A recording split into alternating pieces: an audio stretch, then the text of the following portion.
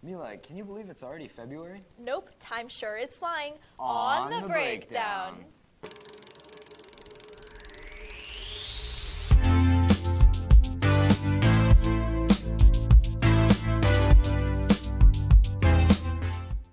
So, Mila, do we have a sideline this week? We do. Actually, Sue wasn't hosting this week.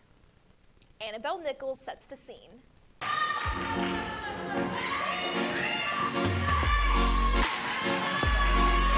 What's up, DHS? We're here at the women's basketball game versus Del Oro. Let's see how it went. Last Friday, the Davis High women's basketball team battled hard against Oak Ridge, ultimately falling 59-46. From the starting whistle, the game was physical and fast-paced. Oak Ridge brought an immediate intensity, demonstrating their undefeated record with the quick offensive attacks. At halftime, Davis High was down by 16. But after a skilled performance by the Davis High dance team and a strategy talk with head coach Heather Highshoe, the basketball team leveled up in both energy and score.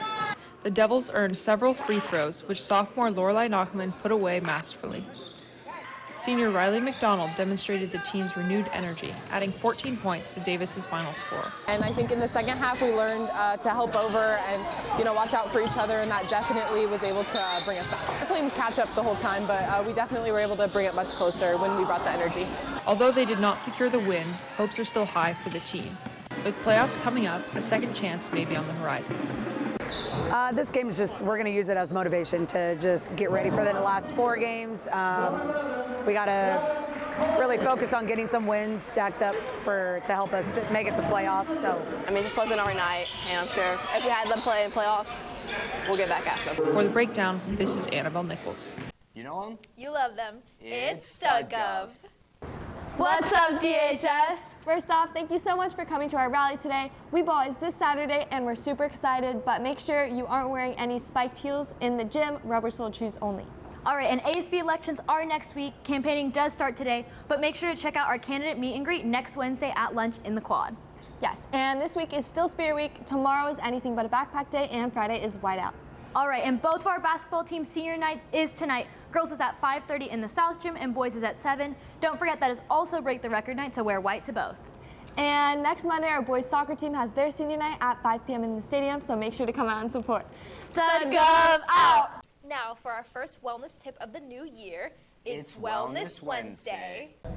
What's up, Blue Devils? I'm Trent. And I'm Aiden. And we're your peer advocates. Welcome to our first Wednesday wellness tip of 2026. This week, we're focusing on connections. We're encouraging you to start a meaningful conversation. Reach out to a friend, thank a teacher, talk to someone who you don't usually talk to.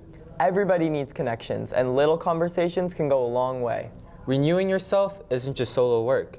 Relationships are part of what keep us grounded and growing. So what are you waiting for, Devils? Get out there and make some genuine connections this week. See you next week on Wellness Wednesday. You know, Everett, I've been wanting to start listening to music on vinyl, but I don't know where to start. It's funny you say that because I just heard about Armadillo Music's Suds and Sounds collaboration with KDRT. Eduwiges Valadez takes us there. Every last Wednesday of the month, from 4 to 6 p.m., Armadillo Music hosts Suds and Sounds in collaboration with KDRT, a space where music lovers can meet, greet with a local radio station. Suds and Sounds provides a real place in real time for listeners to come down, say hi, meet us, talk about music they like, and it gives KDRT the opportunity to meet people and possibly invite them to come to the radio station and volunteer, either on air or otherwise. Since its launch in 2022, Suds and Sounds has grown into more than just a monthly meetup. It has brought generations of music fans all together. It's nice to have something like KDRT in town promoting local music, promoting local events. What has happened now is the more that we keep doing these, the more people keep showing up, the more it gets people to meet each other and know each other, and that's a good thing. For the Breakdown, this is Eduwiges Valadez. To finish off our episode, our reporters covered a protest that took place in Central Park last Friday. On January 30th, many DHS students participated in a protest against the recent actions of ICE, or the Immigration and Customs Enforcement Agency. Evrydiki Vougiouka and Mila Dera take us there. After 7th period on Friday, January 30th, hundreds of students across Davis walked out of class and into the streets to protest ICE. At 2:50 p.m., students began gathering in Central Park, near Natalie's Corner, for a student-led protest against recent actions by the Immigration and Customs Enforcement Agency, also known as ICE. Before beginning their trek downtown, student organizers regrouped the crowd, leading them in chants and briefing them on safety guidelines. For safety reasons, I don't think we can walk around the paths of downtown Davis. I didn't know this many people would show up, so thank you! That means we should stay around the park walking around, but we should still, I don't know, I think Evie has some chance over here if y'all do it.